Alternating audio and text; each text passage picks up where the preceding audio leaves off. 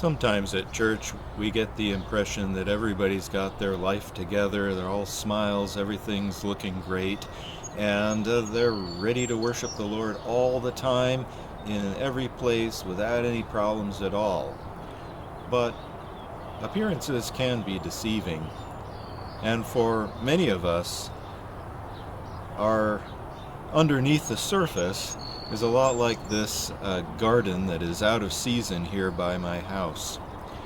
It doesn't look very pretty when things are not growing in it that are going to produce fruit, and it's not very appealing right now. Of course, it's too early to plant up here in 2400 elevation. There's still going to be frost this time of the year. It's too early. The garden lays fallow and apparently untended. And life for David was also like that. It wasn't always beautiful roses. It wasn't always a time of great joy and exultation, although there were times where he lived in the wonderful Spirit of the Lord. There were times in David's life when his life looked as messy and unkept as this garden. Think about the time where he sinned with Bathsheba in committing adultery and put her husband to death so he could have her.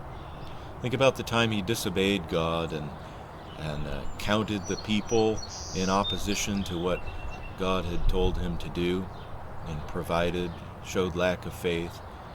There were times as a father where he miserably failed his children in providing good family leadership. And yet, God is faithful to David. I read Psalm 25 with a view toward the main message of Psalm 25, that trust, hope, and prayer are the proper response of those who are forgiven by the Lord and who are trusting in the Lord's guidance and His leading in their life. And that means that in the messy times like this garden, we're still having trust and hope and prayer. Through Psalm 25, we see in verse 1, "To you, O Lord, I lift up my soul, in you I trust, O my God.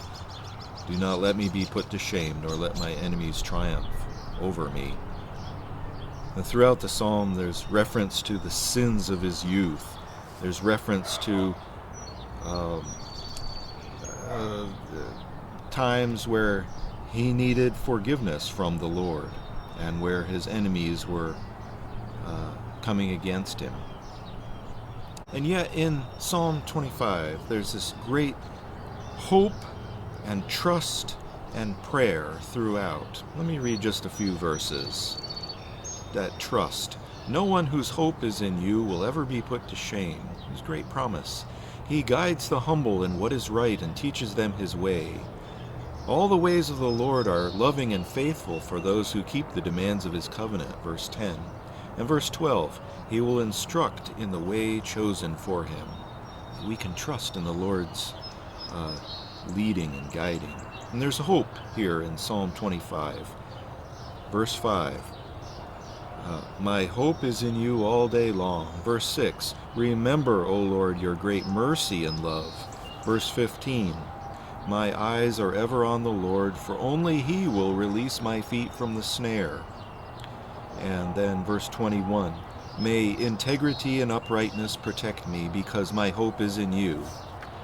And that kind of trust allows us to continue in the fallow seasons of life and the difficult times where we don't see much fruit, and continue to pray, as in verse 2. "Do not let me be put to shame, nor let my enemies triumph over me." Verse 4. "Show me your ways, O Lord, teach me your paths, guide me in your truth and teach me." Verse 11. "For the sake of your name, O Lord, forgive my iniquity, though it is great." Verse 16. "Turn to me and be gracious to me, for I am lonely and afflicted." Verse 17.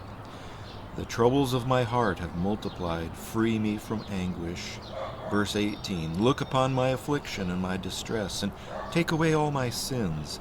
And verse 20, guard my life and rescue me. Let me not be put to shame.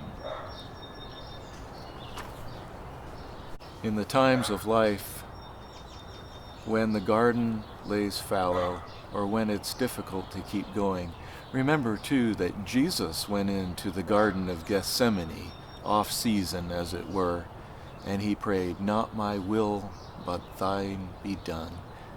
And we can have trust, we can have hope, and we can have prayer in the difficult seasons of life. God bless you.